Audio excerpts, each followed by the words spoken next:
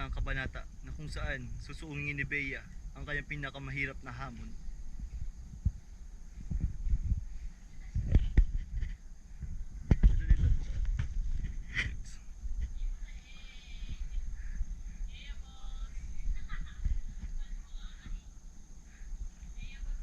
Hinaharap na ni Alex ang kanyang pinakamahirap na hamon, ang pag-akyat. Mukhang nahihirapan na ang mga binti ni Alex. Parang kabayo yan, kunwari lang nahihirapan pero Bumabayok na. Mukhang bumibigay na ang binti ni Alex. Tumatabi na.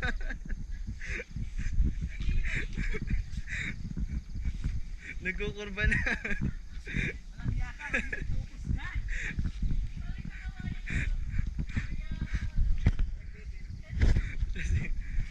Hirap na, hirap na.